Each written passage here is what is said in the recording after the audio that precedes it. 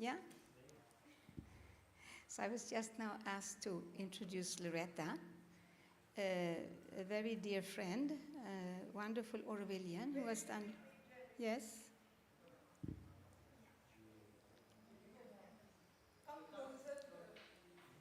Like this, but we don't make a... Yes.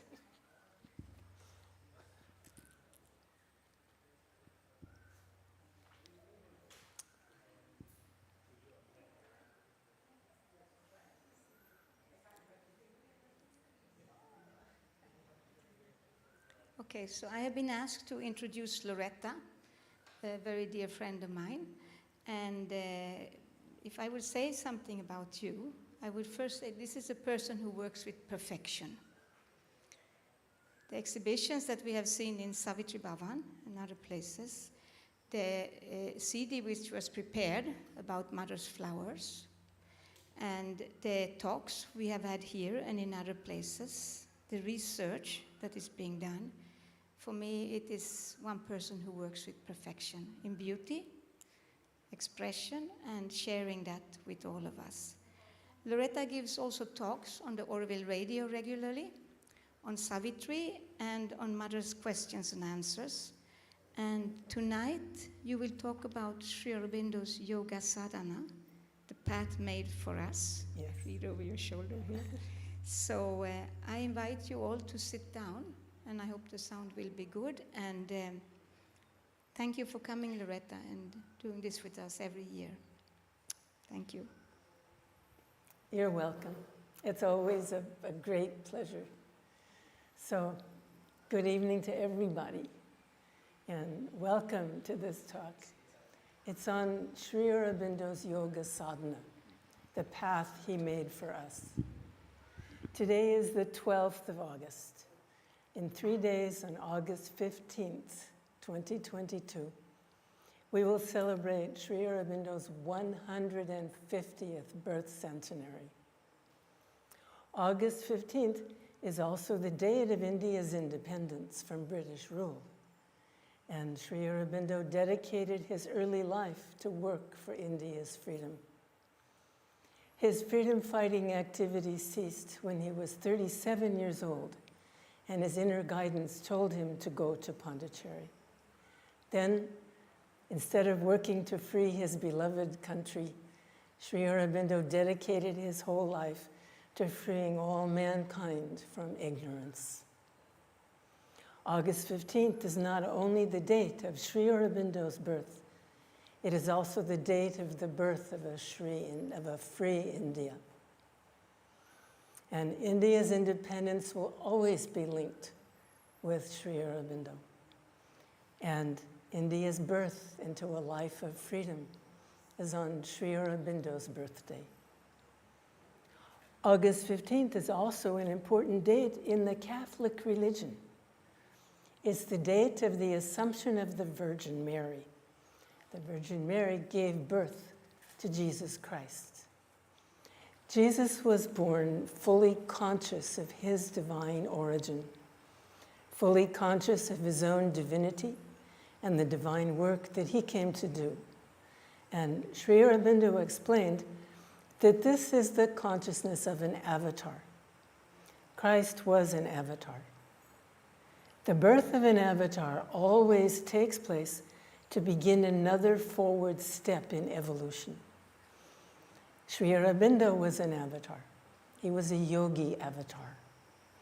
He was a great prophet, a sage, and a seer. The ancient Indian rishis taught that there would be 10 avatars to take birth on Earth in our particular era of cosmic and universal evolution. Sri Aurobindo is the 10th and last avatar. His birth began a new age for mankind. Mother spoke about the Assumption of the Virgin and the last avatar in one of her ashram school classes. On Sri Aurobindo's birthday of August 15th, 1956, Mother was asked if there was a connection between the date of Sri Aurobindo's birth and the date of the Assumption of the Virgin. And Mother said yes, and he has also said so himself. The Assumption of the Virgin Mary is the divinization of matter, and this is the aim of the last avatar. The Assumption of the Virgin means that she did not die like most people when their inner being has to leave their physical body at birth. Instead, in her human body, the Virgin ascended directly into the Supreme All-Consciousness, the source of creation. Jesus Christ did the same thing. And the Bible tells us that he came back in his physical body to prove it to his disciples. It means that in their physical bodies, Jesus Christ and the Virgin Mary were already conscious of their supreme origin, and they both consciously ascended to the Supreme in their physical bodies. These recorded histories are early examples of the divinization of matter that Sri Aurobindo worked to get in his own body. And he did it so that it could be done by all of humanity. He taught that the final aim of his yoga is to transform our physical body, to divinize our own matter. In the very cells of our body, we have to be conscious of the Supreme. We have to have this consciousness of eternity and immortality everywhere in our mind, in our life energies, and finally, in every cell of our physical body. As the avatar of the coming New Age, Sri Aurobindo was the very first to do this. Out of his own experiences and realizations, he created an integral yoga system for other people to follow. And this is Sri Aurobindo's yoga. One can't really count up everything that we owe to Sri Aurobindo. And the best way to honor him for his work is to follow his path of yoga, because this is what he wanted us to do. So today, we're going to look at Yogi Avatar Sri Aurobindo's Yoga Sadhana. He himself defines sadhana as spiritual discipline, or the practice of yoga. The early Ashramites wrote letters to Sri Aurobindo asking him about the qualities of an avatar and the work of an avatar. His answering letters are in volume 4 of his book, Letters on Yoga. Sri Aurobindo wrote that an avatar is a divine incarnation, the descent into form of the Godhead. It's when the divine consciousness and power, taking upon itself the human form and mode of action, possesses it not only by degrees and outward faces of itself, but out of its eternal self-knowledge, fully conscious. And as an avatar, Sri Aurobindo was speaking about himself. He explained that the avatar is one who comes to open the way to a higher consciousness for humanity. And this is what he consciously did. He said that an incarnation of an avatar is the divine consciousness and being manifesting through a body. It is the omnipresent cosmic divine who supports the action of the universe. And if there's an incarnation, it does not in the least diminish the cosmic presence and the cosmic action in 3 or 30 million universes. And he further wrote, the avatar is not supposed to act in a non-human way. He takes up human action and uses human methods with the human consciousness in front and the divine consciousness behind. If he didn't do this, his taking a human body would have no meaning.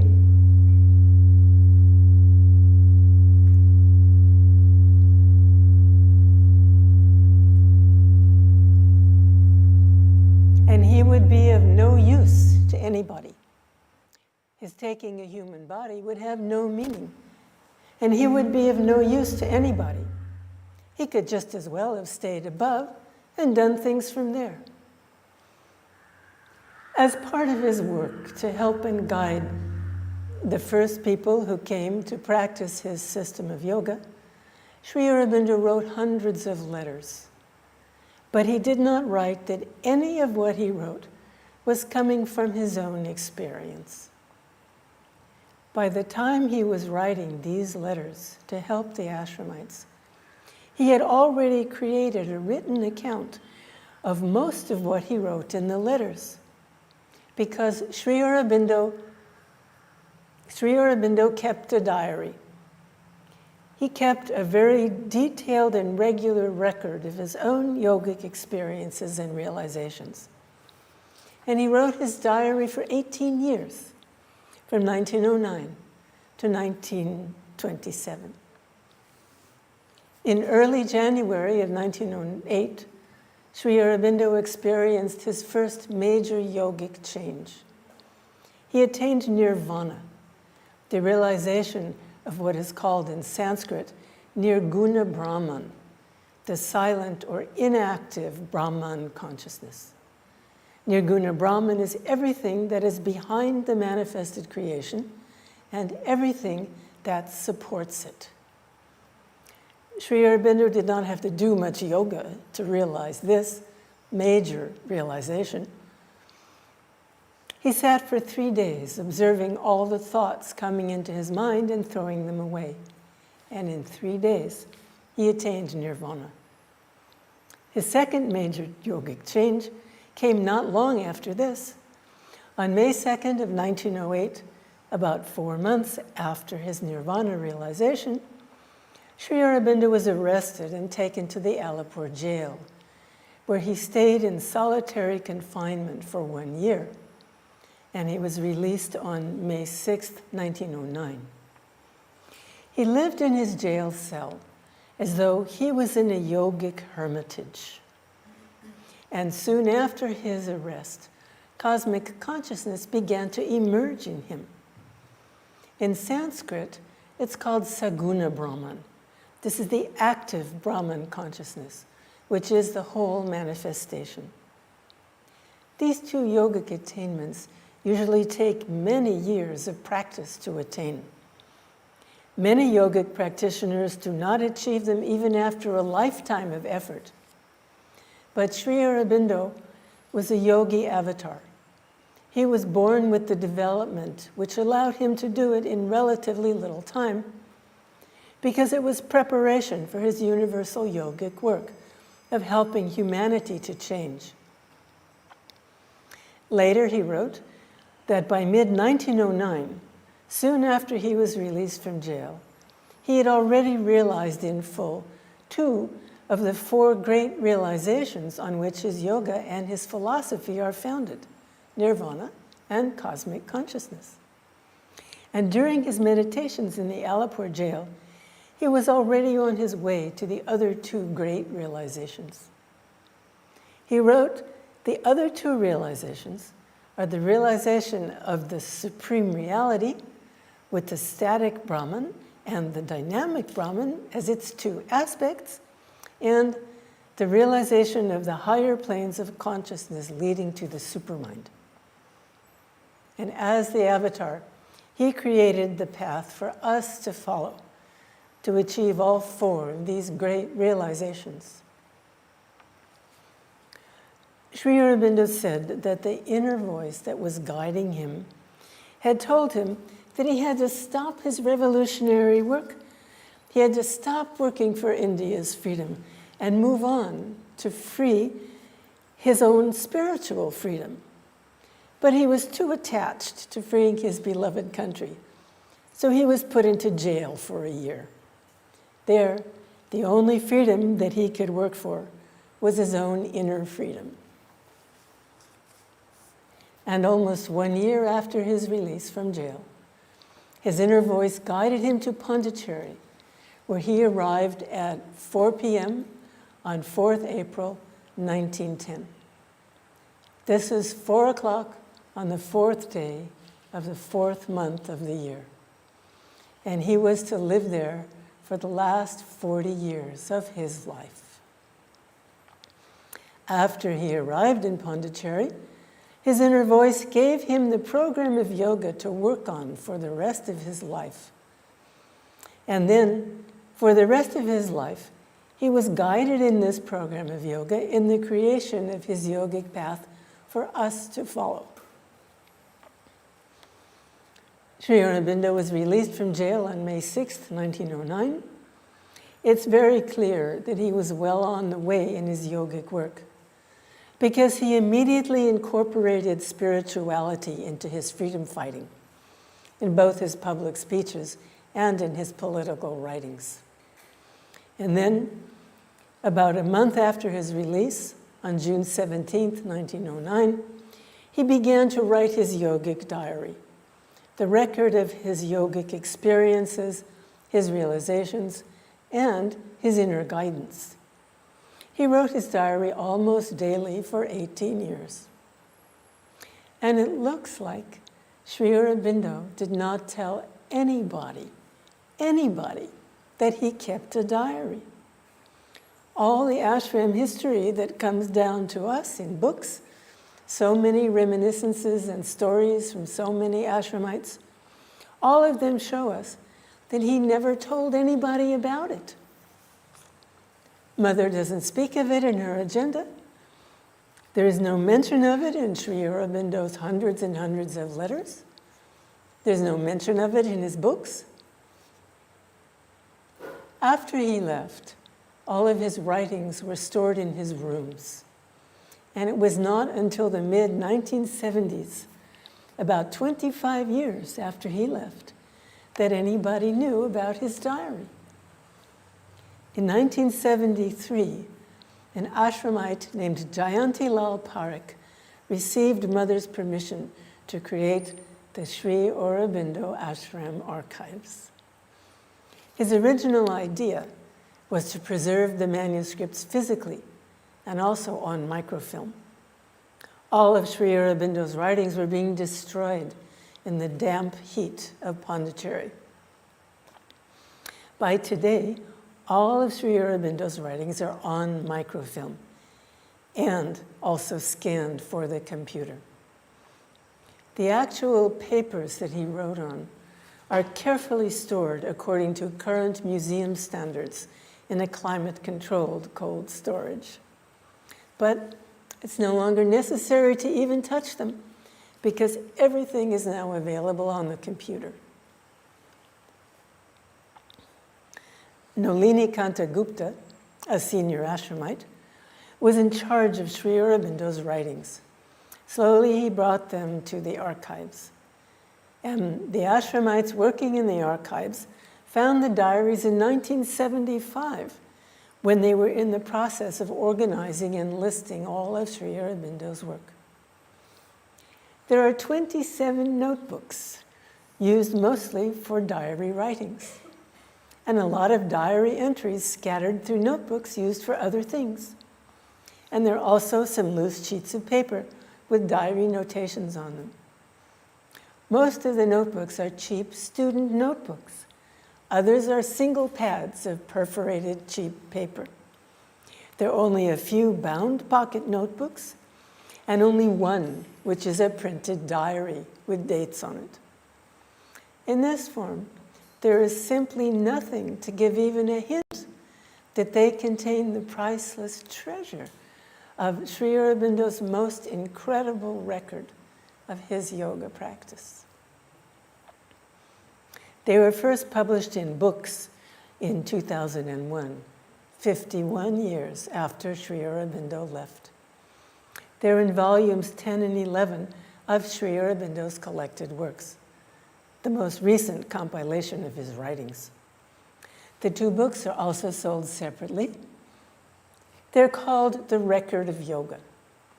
In his diary writings, Sri Aurobindo gave it several different names, but Record of Yoga was the one he used most, so it became the title of the books. Sri Aurobindo wrote his diary in English, but he used Sanskrit terms to describe most of his experiences and realizations. Usually, it takes several English words to translate the meaning of one Sanskrit word. And the Sanskrit words have a lot more meaning because they've been used by yogis and spiritual seekers since the ancient Vedic times. We are extremely fortunate that the archives compiled a glossary to the record of yoga.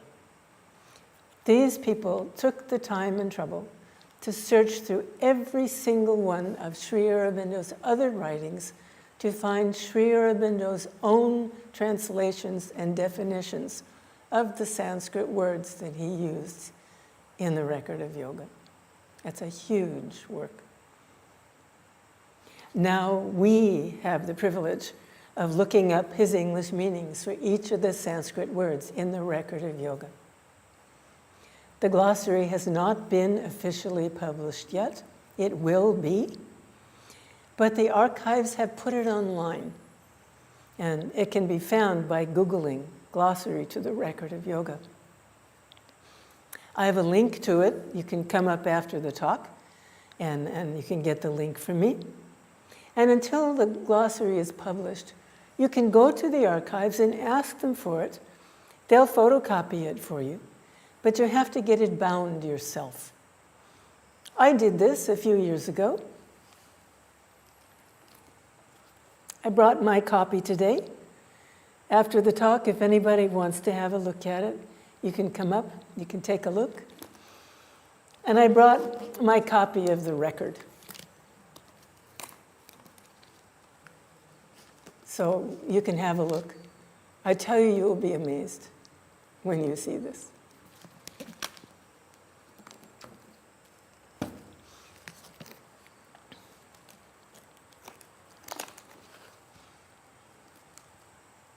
So Sri Aurobindo called the whole lifetime program of yoga that he was given the Sapta Chatustaya.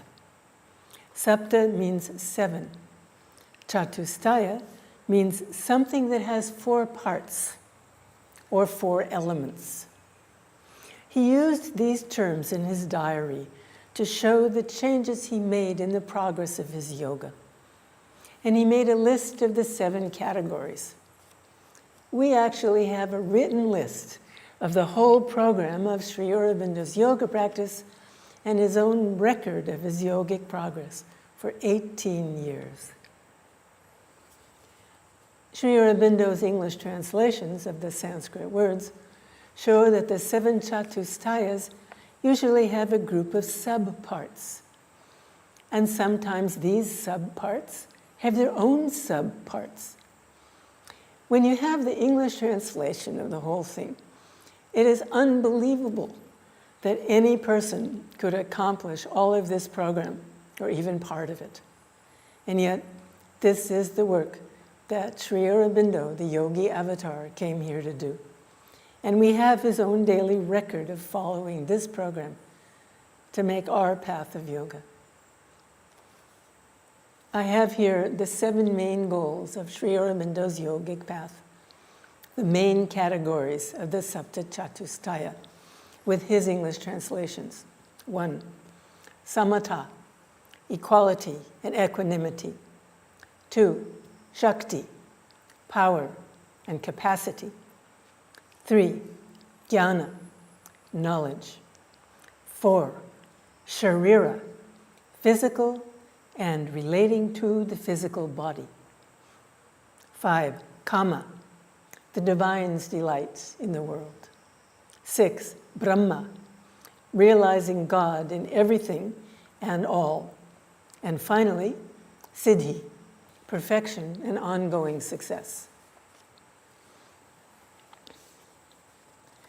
There's not enough time to follow Sri Aurobindo's yogic progress in the Sapta Chatustaya in his diary. But because he came as the last avatar to divinize physical matter, we're going to look at one example of his yoga sadhana program in the 4th Chatustaya. This contains the goals for his physical body. The 4th Chatustaya is the Sharira Chatustaya. It means physical or relating to the body. Here's the Sanskrit list of the 4 parts. Arogya, Uttapana, Saundarya, and Ananda, or Vividananda. Here's the English translations. Arogya means health, freedom from disease in all forms. Uttapana means raising the body to the state where it is not subject to the pressure of physical forces. In Sri Aurobindo's translation of Uttapana, there are 3 subparts. First, the freedom from the body's habit of associating certain forms and degrees of activity with strain, fatigue, and incapacity. You don't get tired anymore. Second, the body has power, freedom, and effectiveness in physical and mental work. Third, conquering gravity in levitation. Saundarya means perfect physical beauty. Ananda means delight. This has 5 subparts. Kamananda, purified physical desire. Vishayananda, all sense sensations filled with divine joy. The delight of the Brahman. Tivrananda, intense physical pleasure in all touch.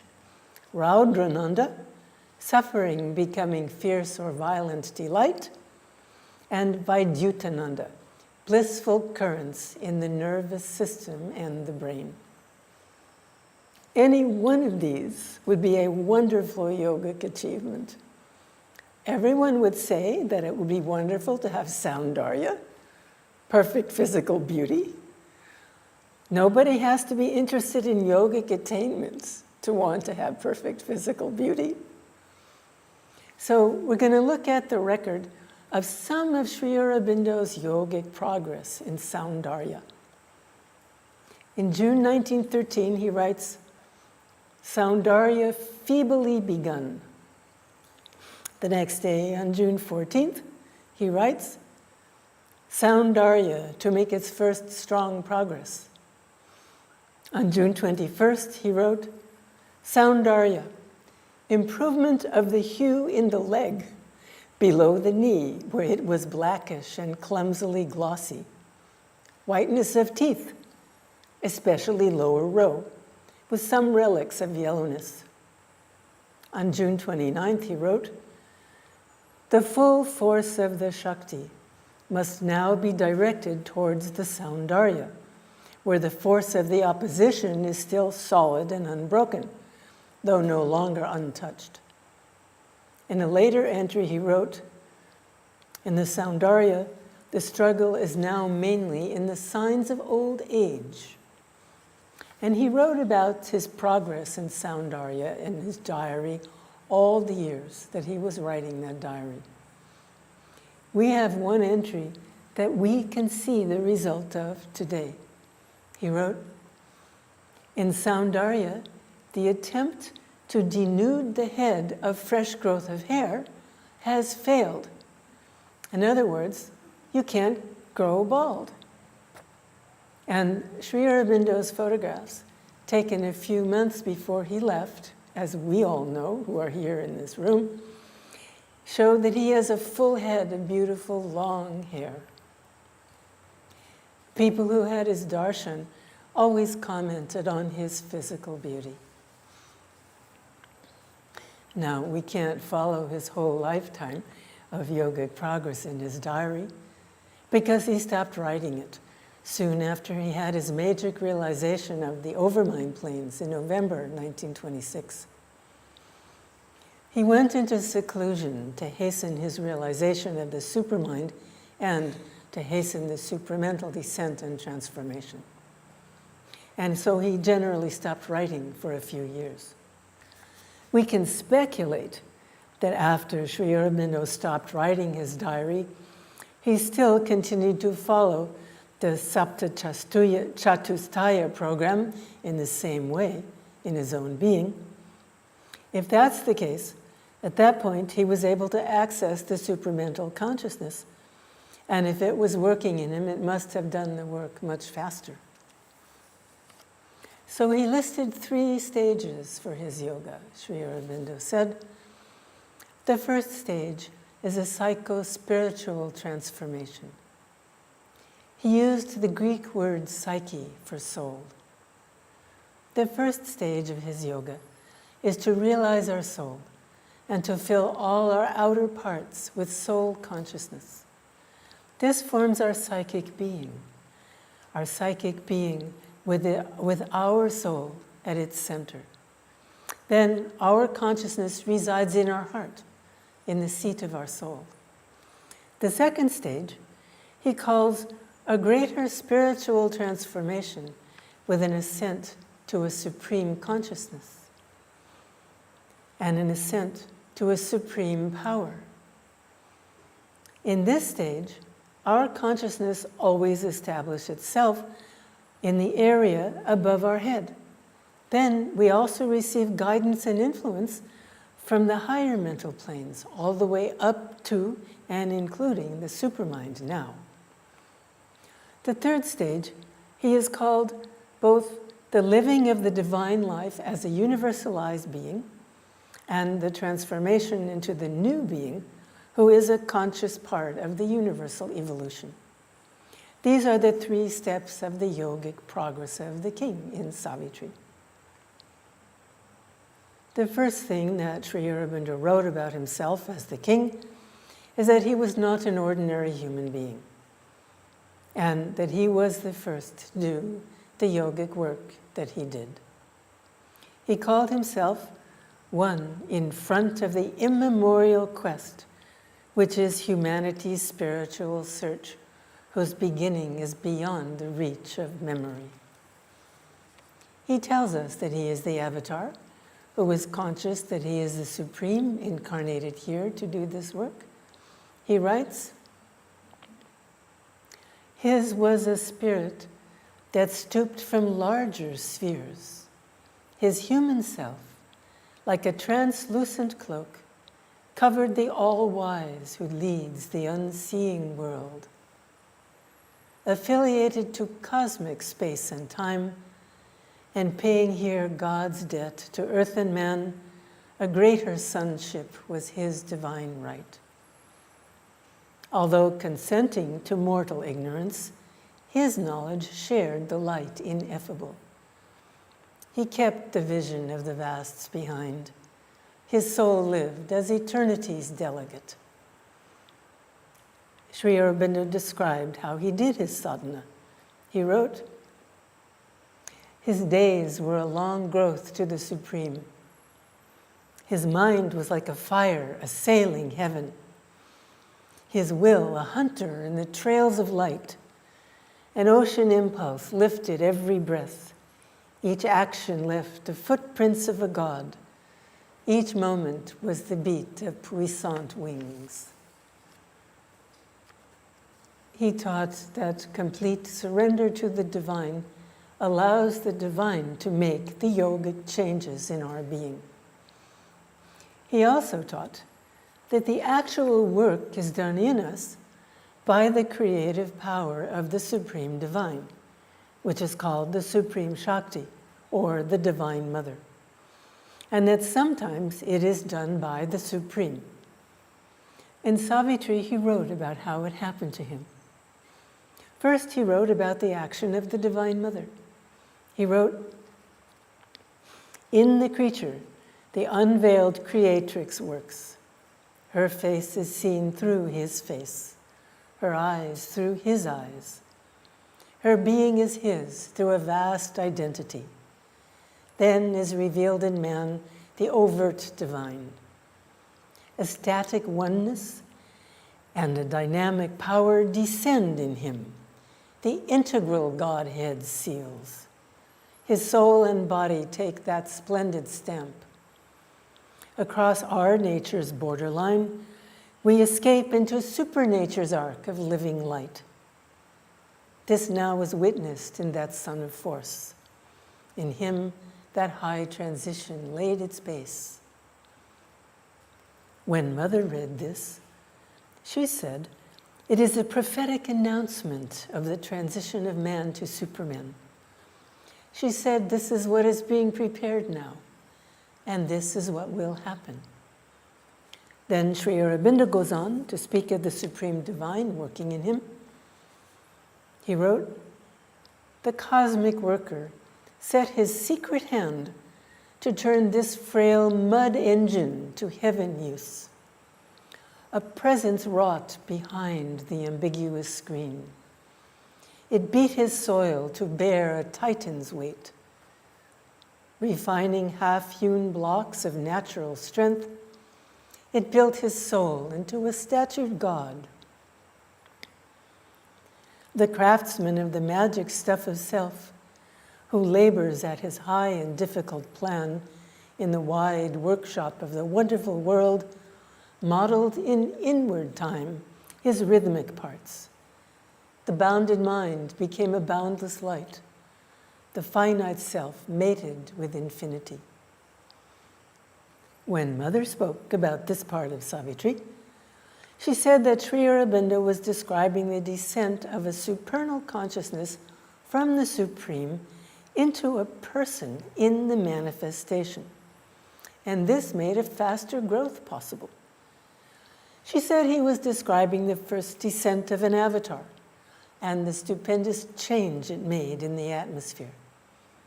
It made almost a sudden change in the evolution.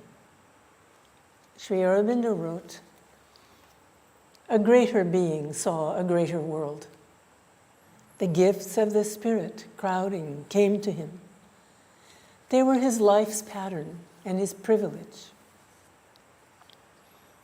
The gifts of the Spirit are the capacities and abilities which science calls paranormal or supernormal, like telepathy, reading people's minds, hearing people's thoughts, seeing the future. Sri Aurobindo says they're actually normal, but they're not usually used as yet. He calls them the powers that sleep unused in man within, and says he made of miracle a normal act. Mother said, this is the continuation of what can become the life of man if he consents to be divinized. And these powers are listed in the Sapta Chatustaya program that Sri Aurobindo followed. All through his diary, he recorded his own progress in things like telepathy and seeing the future. Sometimes he gave minute details about his inner vision. He said what he saw, or he told about things that he predicted about the future that came true. He noted every single time he made a progress. In Savitri, he wrote a little of what happened when he achieved the psycho-spiritual change and realized his soul. He wrote, "A heavenlier function with a finer mode, lit with its grace, man's outward earthliness. The soul's experience of its deeper sheaths no more slept drugged by matter's dominance.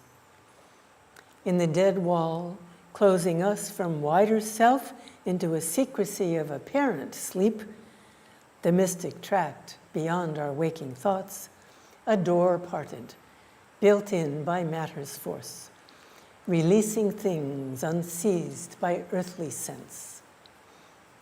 A world unseen, unknown by outward mind, appeared in the silent spaces of the soul." Mother explained that this is a description of what will happen when our consciousness is united with the higher consciousness. It comes when man isn't limited anymore to just his vital mental self.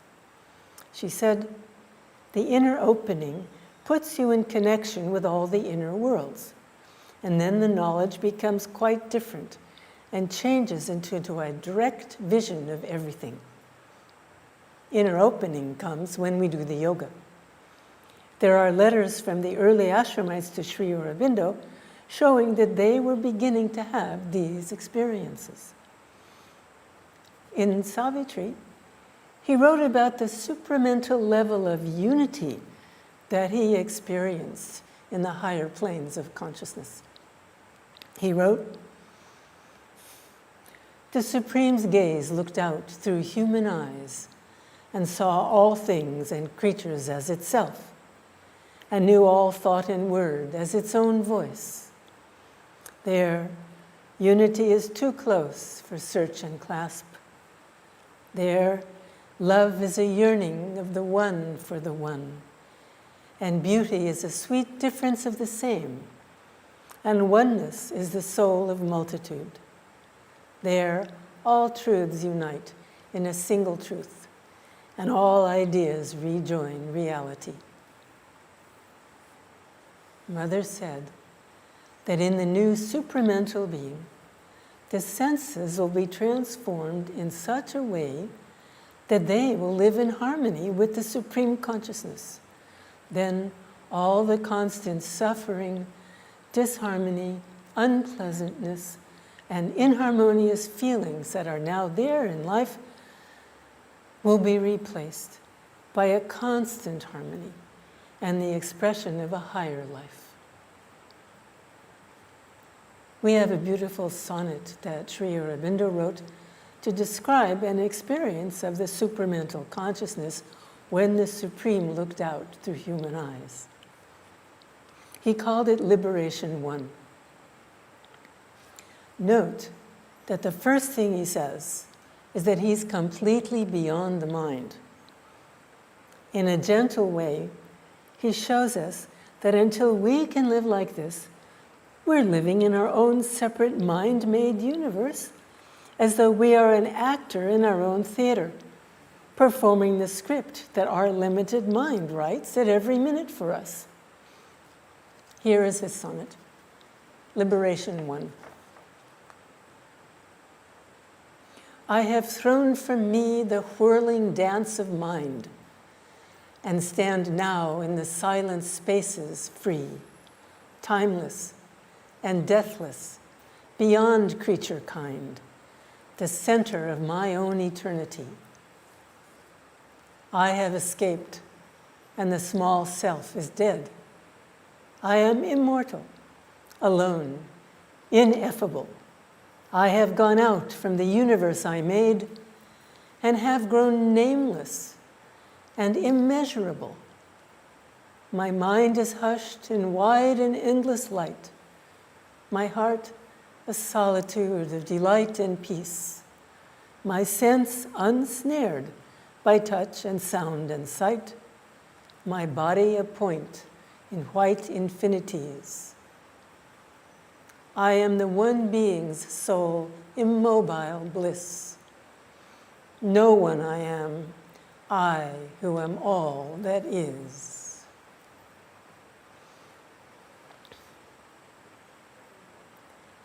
Sri Aurobindo wrote in Savitri about the changes in his consciousness and how his being opened to infinity and eternity. He wrote, "There came not form, nor any mounting voice. There only were stillness and the absolute. Out of that stillness, mind, newborn, arose and woke to truths once inexpressible. And forms appeared, dumbly significant, a seeing thought, a self-revealing voice. He knew the source from which his spirit came. Movement was married to the immobile vast. He plunged his roots into the infinite. He based his life upon eternity." When Mother read this, she explained that the condition which Sri Aurobindo attained here was the result of the transformation. Sri Aurobindo wrote, "All now suppressed in us began to emerge. Thus came his soul's release from ignorance, his mind and body's first spiritual change. A wide God knowledge poured down from above. A new world knowledge broadened from within. His daily thoughts looked up to the true and one. His commonest doings welled from an inner light. Awakened to the lines that nature hides, Attuned to her movements that exceed our ken, he grew one with a covert universe. This is the first stage, the psycho-spiritual change. When our soul is released from ignorance, our psychic being is organized with our soul at the center. All the other parts of our being are well connected to the consciousness and the forces of our soul. Then there is no more ignorance left in our outer parts that could stop our soul from working fully in us and through us. And Sri Aurobindo described how he changed the world with his greatened consciousness. He wrote,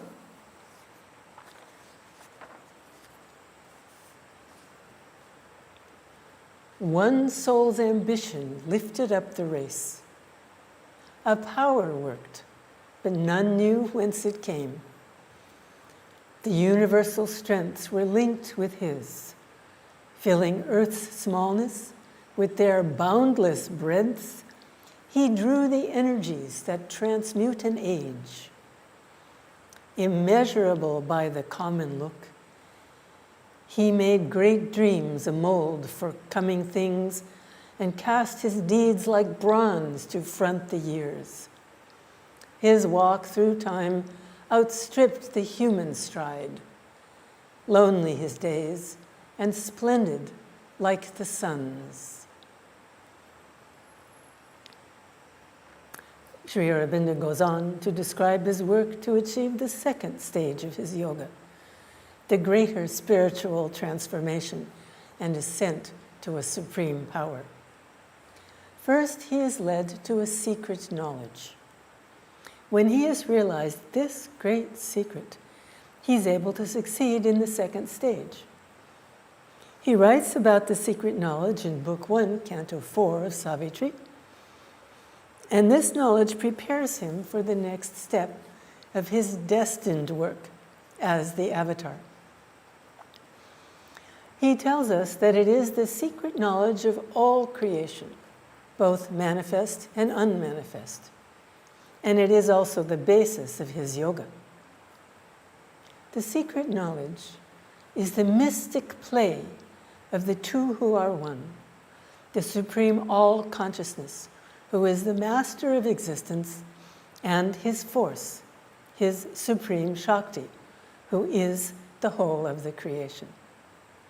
And he tells us that he's the one who first learned this secret.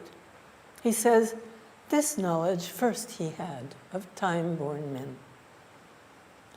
He wrote in Savitri that when the king realized this, he wanted to find the Divine Mother and to ask her to help mankind to progress more quickly.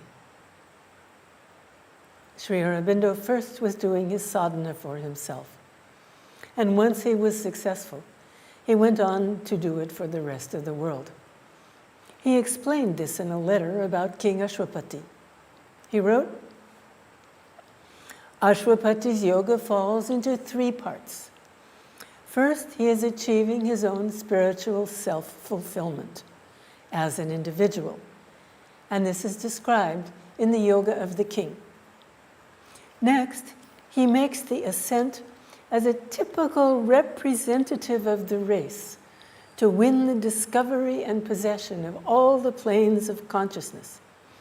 And this is described in the second book. But this too is as yet only an individual victory. Finally, he aspires no longer for himself, but for all, for a universal realization and a new creation. That is described in the Book of the Divine Mother. When he received the gifts of the Spirit, Sri Aurobindo could see the greater world that is coming in the future. And he wanted it. And he also wanted to see more. He wanted to see the new being. He wrote about how the new force descended in him and what it did. He wrote, "A will, a hope immense, now seized his heart. And to discern the superhuman's form, He raised his eyes to unseen spiritual heights, aspiring to bring down a greater world. The glory he had glimpsed must be his home. A call was on him from intangible heights. Indifferent to the little outpost mind, he dwelt in the wideness of the Eternal's reign. His being now exceeded thinkable space. His boundless thought was neighbor to cosmic sight. A universal light was in his eyes. A golden influx flowed through heart and brain. A force came down into his mortal limbs, a current from eternal seas of bliss. He felt the invasion and the nameless joy. One pointed to the immaculate delight, questing for God as for a splendid prey, he mounted, burning like a cone of fire. As a result of this, Sri Aurobindo wrote that he was no longer bound by his individual ego or tied to his body or his mind, and his spirit breathed a superhuman air. Part of Sri Aurobindo's ascent to having the supreme power is the knowledge of all the planes of the creation and how everything works, the discovery and possession of all the planes, as he wrote in his letter. He rose through the higher planes of manifestation, but first he descended into the lower planes. When he began his inner journey through all the inner planes, he wrote, "A voyager upon uncharted routes, fronting the viewless danger of the unknown, adventuring across enormous realms, he broke into another space and time." To guide us on his path of yoga, Sri Aurobindo mapped out all the levels of a human being. He described and explained all our parts and all of the universal planes which human beings are open to. He also described in detail how the influences of the universal planes come into us and affect us and move us. He described the goals for the transformation of all his own parts and his progress for attaining these goals as long as he wrote his diary. And his goals are the goals for all humanity as we move into the future. When the king broke into another space and time to start his travels, all possibilities were open to him. Sri Aurobindo wrote in Savitri, "Alone he moved, watched by infinity around him and the unknowable above. All could be seen that shuns the mortal eye. All could be known the mind has never grasped. All could be done no mortal will can dare.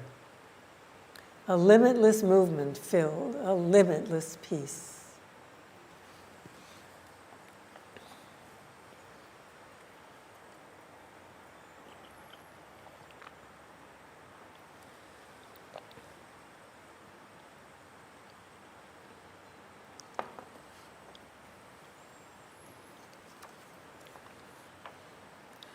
Sri Aurobindo wrote that the self-creation of the Supreme is our pathway of yogic endeavor. He wrote that there, all experience is a single plan of our consciousness climbing back to itself from our long self-loss in nature's deeps. In Savitri, he called it the world's stair, which climbs up and down through all the graded planes of being. He explained it by writing, "This was the single stair to being's goal, a summary of the stages of the spirit, its copy of the cosmic hierarchies refashioned in our secret air of self a subtle pattern of the universe. It is within, below, without, above. This higher scheme of being is our cause and holds the key to our ascending fate. It calls out of our dense mortality the conscious spirit nursed in matter's house. We know from Sri Aurobindo's diary that he was very methodical and, excuse me, and systematic in his yoga practice. When we look at the king's journey, we see that he begins moving up the world stair, the stair to being's goal. Then he takes the very first step into the subtle planes by going into the subtle plane closest to our material plane of physical matter. In Savitri, he calls it the kingdom of subtle matter. Everything that manifests in our material world has to pass through the subtle physical plane in order to come here. And it is the very first place our consciousness goes when we leave the body at the time of death. Sri Aurobindo sought the truth, not only the ultimate truth of his being, which is complete God realization, but also the living, ongoing truth of every moment of life on earth. Truth consciousness has to be our consciousness at every moment in our life. He wrote that in his search for the higher life that he saw coming on earth, he was a questioner with none to give reply, attracted to a problem never solved. And he had the same question that we all come to ask and never get an answer. Why is life so full of pain and difficulty? As he continued his inner travels, he left the subtle physical plane and went into the vital planes, going first into the vital life planes closest to the subtle physical plane. There he saw many aspects of the manifestation of the life force. He found the source and the home of immortal life before it left its eternal plane to be in human beings. There wasn't anything wrong with life up there. So he wanted to know what happened to deform it all down here in us. But he could not enter into the plane of immortal life. Even after all his yoga practice, something in his own being was still veiled by darkness and ignorance. There was something in his soul that was veiled. As he worked to find out why, he realized that when immortal life enters into unconscious, perishable matter, it takes on the burden of the mortal flesh, and it must suffer. But his consciousness could not accept this as the truth. He felt there had to be something better than this for life on earth. And there had to be a good reason for all the suffering. To find the answer, he went all the way down, bravely and courageously, went all the way down through the universal lower vital planes in his own being, going all the way down to the last locked floor of the subconscient. In Savitri, in Book 2, Traveler of the Worlds, Sri Aurobindo describes for us every subtle level of the vital planes. He tells us about the vital impulses and the conscious vital beings that come to affect humanity, to affect us. He shows us how to see our own vital truth and to understand what we do and why we do it by applying this great knowledge to ourselves. This is part of his path of yoga. His wisdom is so great that in his descriptions and explanations of how the vital beings and the vital planes affect man, we can see the truth behind all the movements of the world's history. But Sri Aurobindo was doing his yoga for all humanity, and he went through great suffering to solve the problems of human life on earth and to realize the great truths that he discloses to us. We read about it in Savitri as he travels lower and lower in the planes where life first came into matter. In matter, in those lower vital planes, life is denied and resisted by matter's innate ignorance. So it's a big fight. He faced a sense of death and conscious void and a hostile, unseen life force. But his soul awoke and carried him through. He wrote, "A formless void oppressed his struggling brain. A darkness, grim and cold, benumbed his flesh. A whispered gray suggestion chilled his heart. Hailed by a serpent force from its warm home and dragged to extinction in bleak vacancy, life clung to its seat with cords of gasping breath. Lapped was his body by a tenebrous tongue.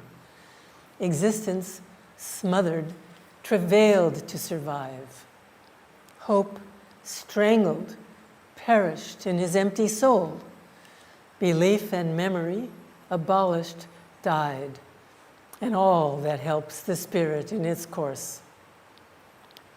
But he endured, stilled the vain terror, bore the smothering coils of agony and affright. Then peace returned, and the soul's sovereign gaze.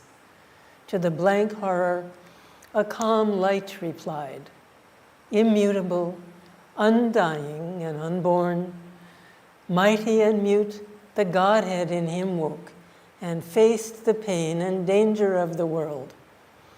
He mastered the tides of nature with a look. He met with his bare spirit, naked hell.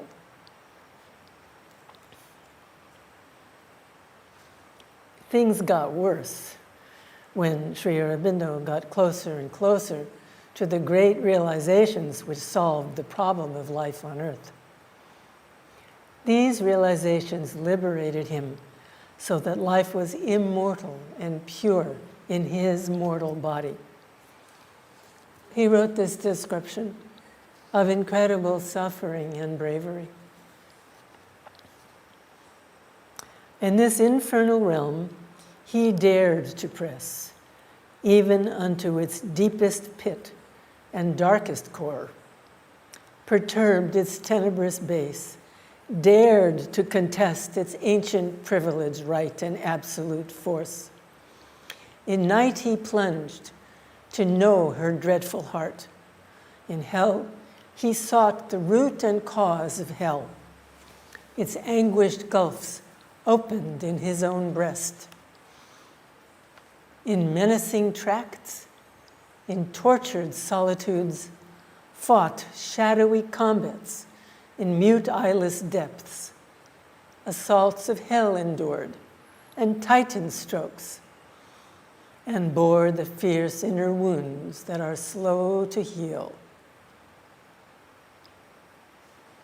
A prisoner of a hooded magic force, captured and trailed in falsehood's lethal net, and often strangled in the noose of grief, or cast in the grim morass of swallowing doubt, or shut into pits of error and despair, he drank her poison draughts till none was left. In a world where neither hope nor joy could come, the ordeal he suffered of evil's absolute reign, yet kept intact his spirit's radiant truth. Incapable of motion or of force, in matter's blank denial, jailed and blind, pinned to the black inertia of our base, he treasured between his hands his flickering soul.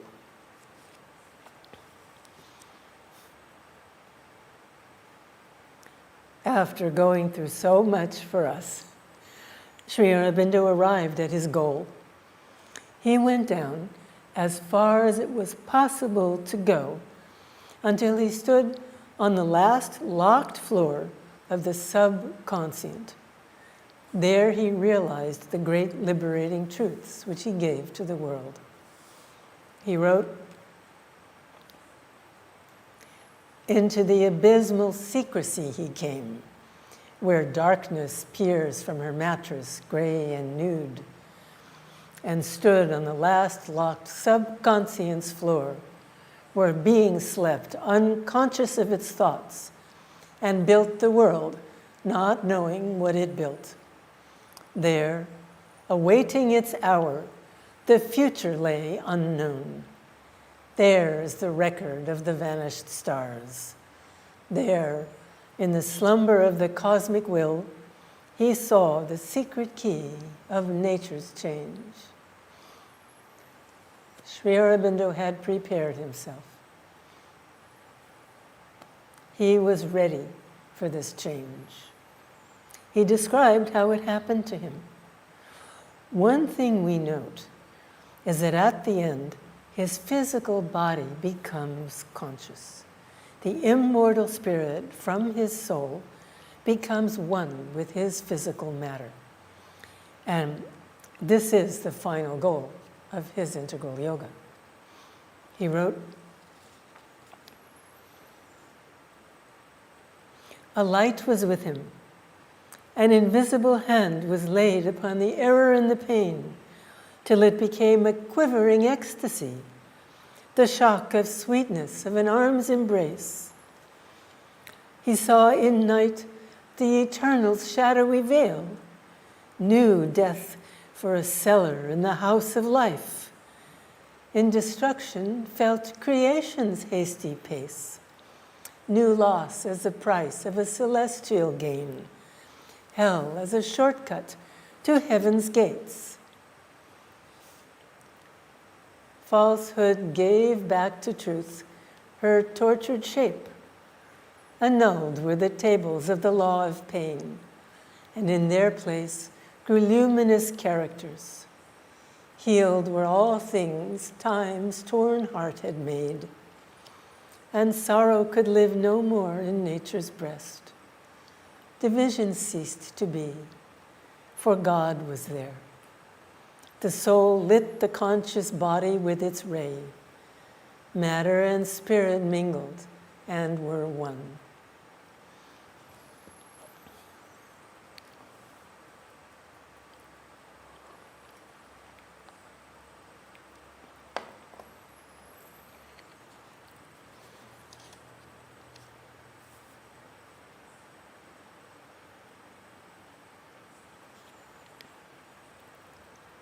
Sri Aurobindo's inner work in the universal planes must have been done while he was sitting in meditation. And we have a description of him sitting in meditation during the last 12 years of his yoga practice. It was written by Nirodbaran, a senior ashramite, one of the early ashramites who lived in Sri Aurobindo's rooms to serve him for the last 12 years of his life. From what Nirodbaran wrote, it appears that he saw Sri Aurobindo in meditation like this for most of the 12 years that he was with him. He described what a day was like in Sri Aurobindo's room. He wrote that personal service to him was over around 10 a.m. every morning. And then he wrote, after this, till 3 or 4 p.m., Sri Aurobindo was alone. Then his first meal would come. In between, he sometimes took a plain glass of water. Now, what could he be doing at this time wrapped in a most mysterious silence. None except the mother could throw any precise light on it. We were only told that he had a special work to do and must be left alone, unless, of course, some urgent business needed his attention. All that was visible to our naked eye was that he sat silently in his bed, afterwards in his capacious armchair, with his eyes wide open, just as any other person would. Only he passed hours thus, changing his position and making himself comfortable, the eyes moving a little, though usually gazing at the wall in front, never fixed, Tratak-like, at any particular point. Sometimes the face would beam with a bright smile, much to our amusement, as a child smiles in sleep. Only it was a waking sleep, for as we passed across the room, there was recognition of our shadow-like movements. Occasionally, he would look towards the door. That was when he heard some sound that might indicate the mother's coming. But his external consciousness certainly would not be obliterated. When he wanted something, his voice seemed to come from a distant cave. Rarely did we find him plunged within with his eyes closed. If at that time the mother happened to come for some urgent work or with a glass of water, finding him thus indrawn, she would wait, usually by the bedside, till he opened his eyes. Then, seeing her waiting, he would exclaim, "Oh," and the mother's lips would part in an exquisite smile. He had told us that he was in the habit of meditating with open eyes.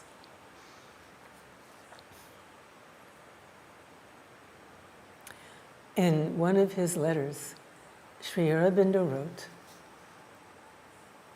"It is only divine love that can bear the burden I have to bear, that all have to bear who have sacrificed everything else to the one aim of uplifting earth out of its darkness towards the divine."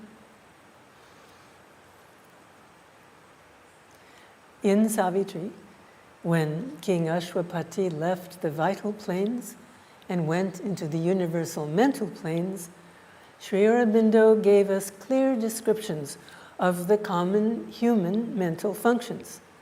Then he described all of the universal mental planes which are accessible to man, including a little about the overmental plane. All of this is really helpful to us, helpful to understand how things work in us and in our world.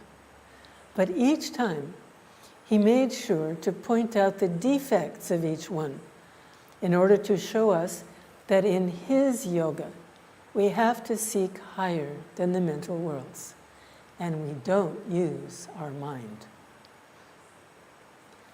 Then he wrote about some of the yoga he had to do after he had already worked so hard on himself in order to receive the supramental consciousness. This was it. This was the last thing. He wrote, "In the texture of our bound humanity, he felt the stark resistance, huge and dumb, of our inconscient and unseeing base. The stubborn, mute rejection in life's depths, the ignorant no in the origin of things. A veiled collaboration with the night, even in himself survived and hid from his view. Still, something in his earthly being kept its kinship with the inconscient from whence it came. A shadowy unity with a vanished past, treasured in an old word frame, was lurking there, secret, unnoted by the illumined mind. And in subconscious whispers and in dream, still murmured at the mind's and spirit's choice. Its treacherous elements spread like slippery grains, hoping the incoming truth might stumble and fall. And old ideal voices, wandering, moaned and pleaded for heavenly leniency to the gracious imperfections of our earth and the sweet weaknesses of our mortal state. This now he willed to discover and exile, the element in him betraying God. All nature's recondite spaces were stripped bare. All her dim crypts and corners searched with fire, where refugee instincts and unshaped revolts could shelter find in darkness's sanctuary against the white purity of heaven's cleansing flame. Then, lest a human cry should spoil the truth, he tore desire up from its bleeding roots and offered to the gods the vacant place. Thus could he bear the touch immaculate. After this, Sri Aurobindo was able to experience the supramental consciousness and to bring it down into the world. There aren't words, there aren't enough words, there aren't words to thank Sri Aurobindo and to convey the depth of our gratitude for what he did for us, what he did for all humanity, what he did for the whole world. Our best way to thank him is to follow the yogic path he made for us. He gave the world some of his experience of the supramental consciousness in Savitri. We'll end this talk with some of what he wrote. This is the end and the goal of his yoga.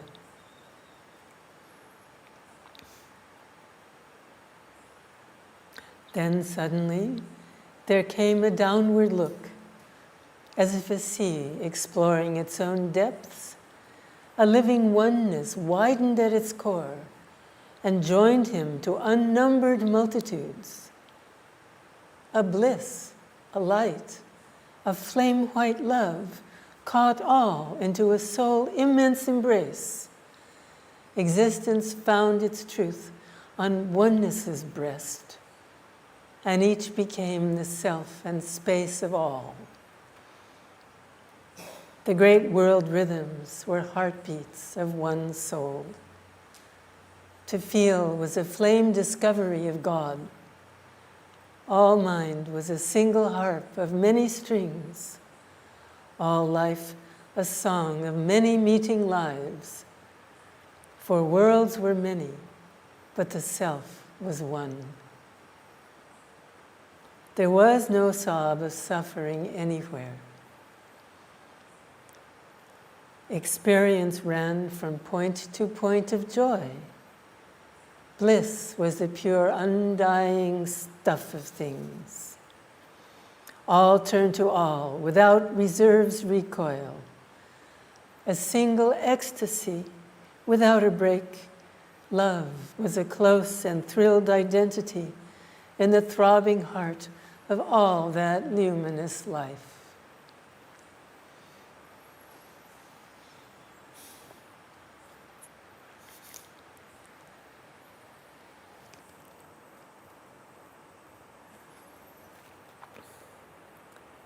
So, if anybody has any questions, we have time. If anything occurred to you while I was speaking, it fills in the gaps. If there's anything you want to know.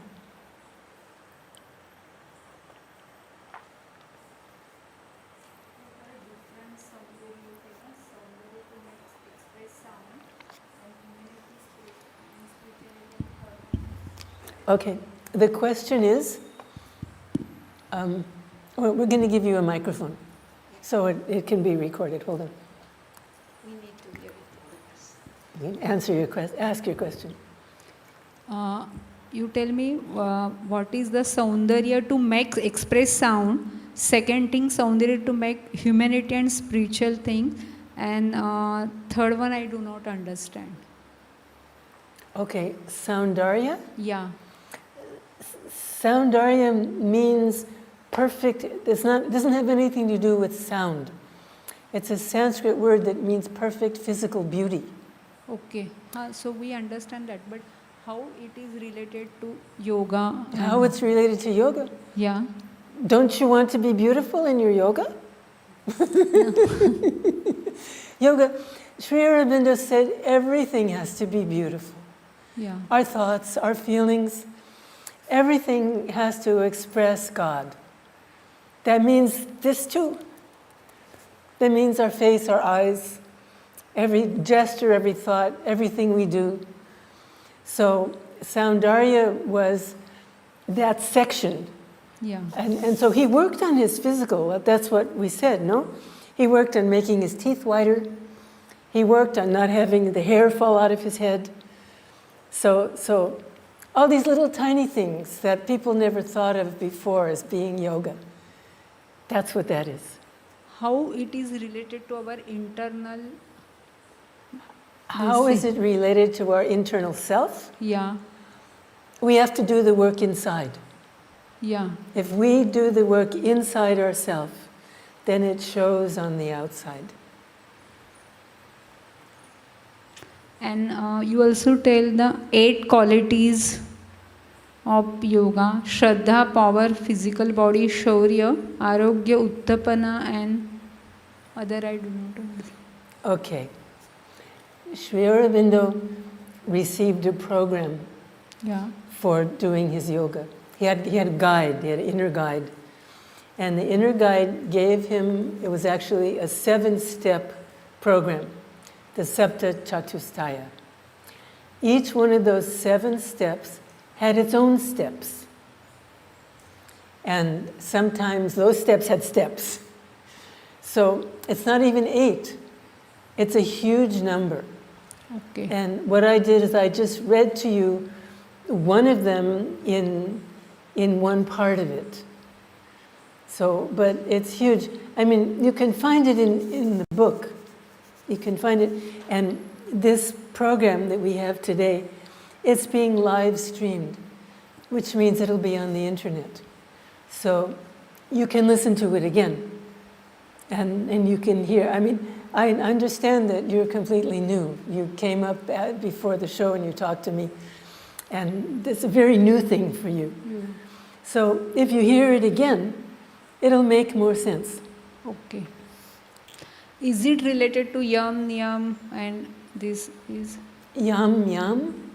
Yam, niyam, then asana, pranayama, Sure. and samadhi, and is it? Yeah, sure. It's all that. Asana asana means posture, actually. It means your asana, how you sit. And then asana means working on the physical body itself by moving the body.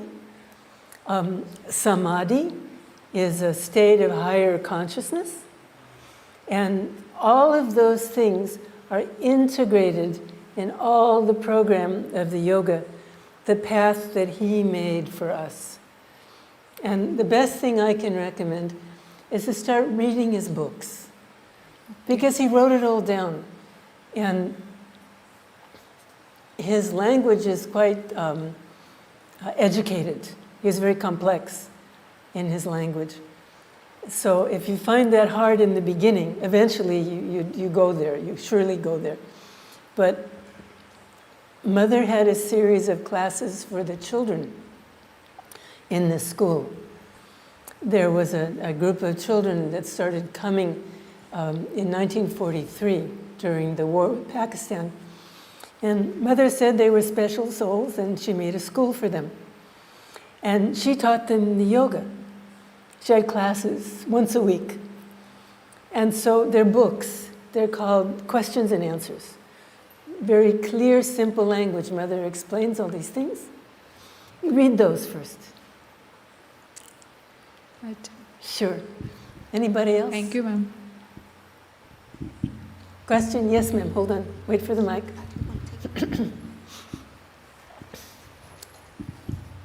Thank you for your conference.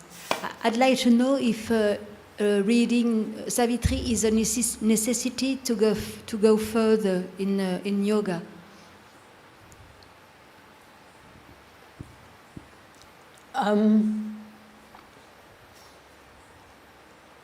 Is reading Savitri a necessity to go further in yoga?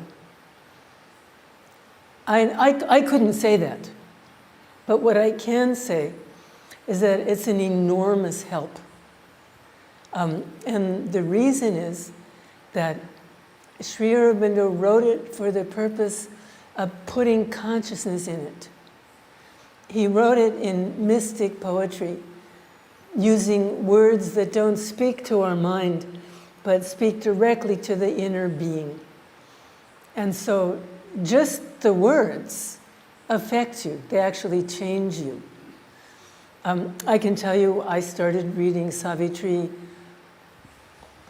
I don't know, maybe 50 years ago about, and I fell asleep half a page down. I mean, I was out.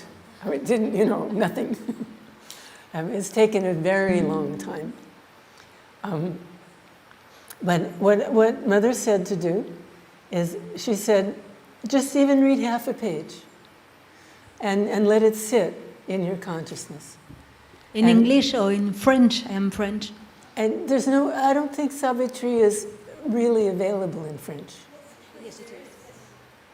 I would suggest it in English. And the reason I would is that whoever has translated it in French has had to go through the filter of their consciousness. Yes, Jaya. There is a book which has the French and the English together. Ah. Published, I think, from Aurobindo. I think it was Gerard or someone who had made that translation. So that is available. I don't know where. Okay, so Jaya says there is a book available with the French on one side and the English on the other side. I mean, it's understandable, especially if French is your first language. Then I think that would be great to have that. But I tell you, you get people who start to read Savitri at page 1. I know many people. They stop, they finish at page 724, they open the book at page 1 and they start reading again. They read it all their lives. They never stop. And every time you read it, there's a new level of some other understanding comes. And I think it's not even necessarily you understand the words that he says, but your consciousness opens up a little more. And there's a depth. It leads to realization to your point of. It leads to realization to your point of view. Absolutely. Reading it. It really leads to realization. I mean, not realization, but realization after realization after realization. It's a never-ending realization. You'll see. It's most extraordinary.